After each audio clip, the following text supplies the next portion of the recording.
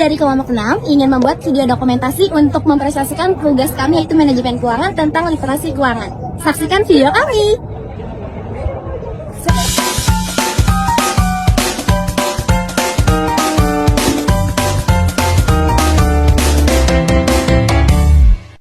Assalamualaikum warahmatullahi wabarakatuh. Kami dari kelompok 6 ingin menjelaskan mengenai hasil seminar literasi keuangan, yakni strategi perencanaan dan pengelolaan keuangan. Sebelum masuk kepada pembahasan materi, izinkan saya memperkenalkan diri. Saya Syifa Fadilah dan bersama dengan rekan saya Siti Nur Azizah. Saya Fandia Syarwalia Febrianto. Saya Ridin Rahmania. Saya Tasya Sylvia Zelda. Baik, selanjutnya kami akan langsung masuk ke pembahasan yang pertama.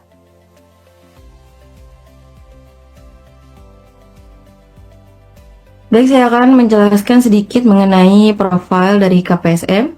KPSM atau Kelompok Studi Pasar Modal adalah organisasi di bawah Galeri Investasi yang bertujuan memberikan edukasi pasar modal kepada mahasiswa melalui berbagai kegiatan seperti pelatihan, seminar, dan diskusi. Dalam melaksanakan tugas-tugasnya, KPSM memiliki visi dan misi. Visi dari KPSM adalah menjadikan pusat unggulan untuk mengembangkan pengetahuan dan keterampilan di bidang pasar modal yang unggul dan inovatif bagi mahasiswa dan organisasi. Untuk mencapai tujuan tersebut, KPSM melakukan 3 misi utama. Yang pertama, mengembangkan pola pikir analitis dalam memahami pasar modal. Yang kedua, meningkatkan reputasi dan kemampuan generasi muda. Dan yang ketiga, menciptakan kerjasama dan interaksi yang harmonis dalam aktivitas organisasi.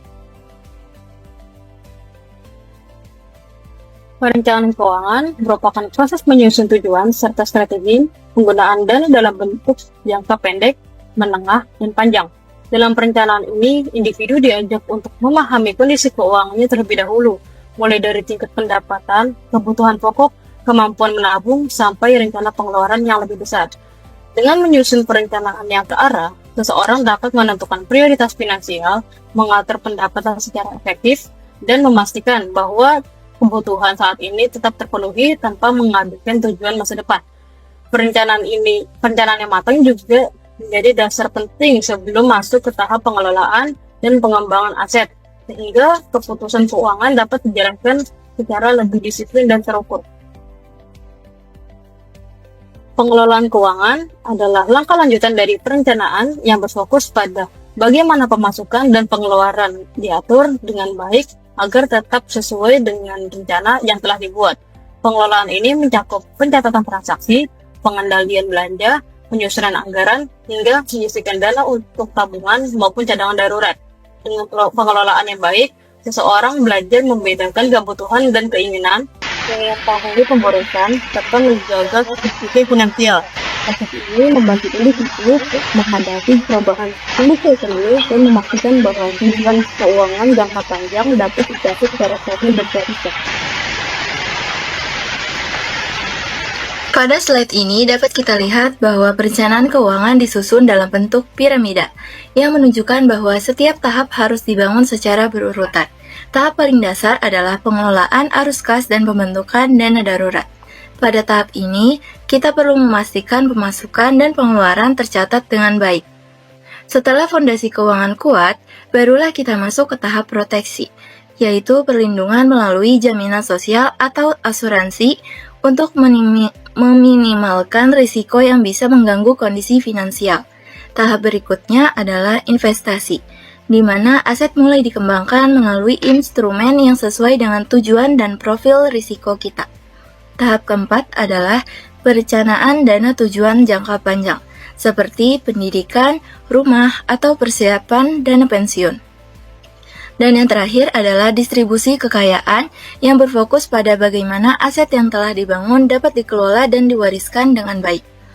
Melalui piramida ini, kita dapat memahami bahwa keuangan yang sehat harus dibangun mulai dari fondasi yang kuat hingga pengembangan aset jangka panjang secara terstruktur.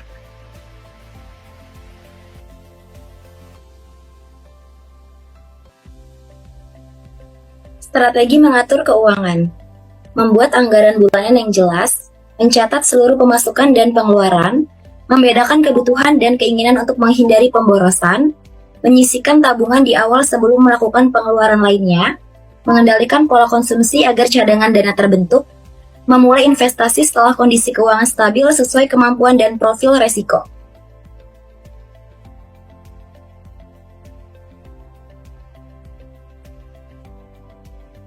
Investasi adalah kegiatan menempatkan dana untuk memperoleh keuntungan di masa mendatang dengan mengorbankan sebagian sumber daya saat ini. Tujuan investasi adalah meningkatkan kesejahteraan finansial, menjaga nilai uang dari inflasi, membantu mencapai target keuangan jangka panjang. Dengan berinvestasi, individu dapat mengembangkan aset secara bertahap dan mempersiapkan kondisi finansial yang lebih stabil di masa depan.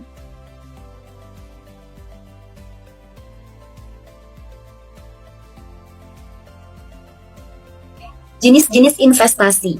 Investasi pendidikan. Meningkatkan pengetahuan, keterampilan, dan kualitas diri. Berdampak positif pada peluang kerja.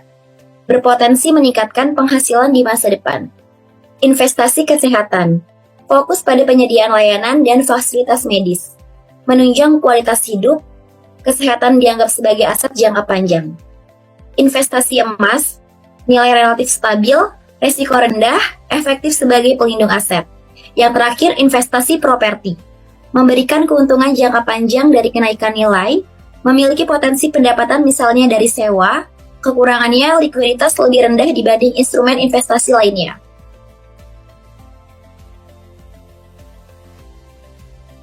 Slide selanjutnya ada instrumen pasar modal. Pada slide ini, kita membahas tentang instrumen pasar modal. Instrumen pasar modal merupakan surat berharga jangka panjang yang diperdagangkan di bursa efek.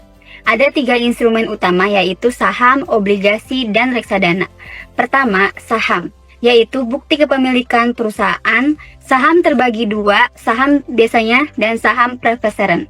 Saham preferen biasanya memberikan pendapatan tetap serta prioritas aset.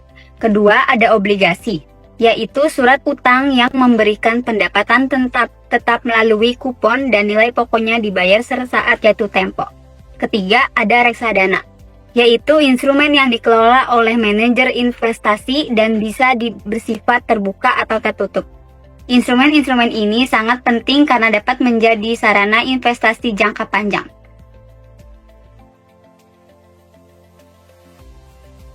Selanjutnya ada inflasi. Inflasi ini kita masuk ke pembahasan mengenai inflasi. Inflasi adalah kondisi meningkatnya harga barang dan jasa secara umum dalam perekonomian.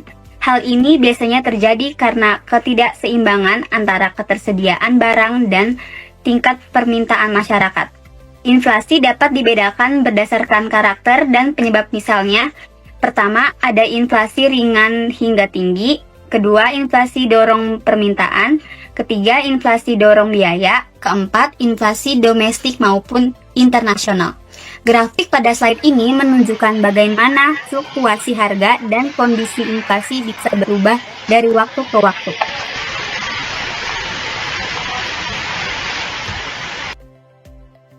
Selanjutnya ada kesimpulan.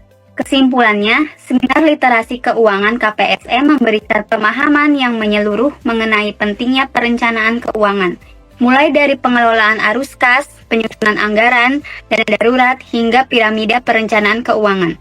Selain itu, pemahaman tentang investasi, inflasi, instrumen pasar modal seperti saham, obligasi, dan reksadana sangat membantu mahasiswa untuk bisa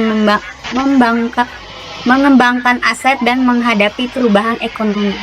Secara keseluruhan, seminar ini mendorong kita semua untuk membangun kebiasaan finansial yang lebih disiplin, bijak, dan terarah sejak dini.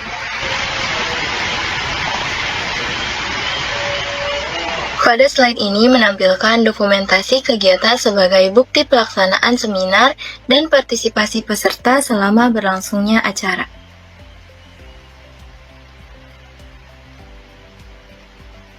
Demikian rangkaian materi yang dapat kami sampaikan pada presentasi ini. Terima kasih atas perhatian dan kesempatan yang diberikan. Mohon maaf bila ada kesalahan kata. Wassalamualaikum warahmatullahi wabarakatuh. Sekian video presentasi dari kelompok kami. Terlebihnya bila ada kesalahan, mohon maaf. Wassalamualaikum warahmatullahi wabarakatuh.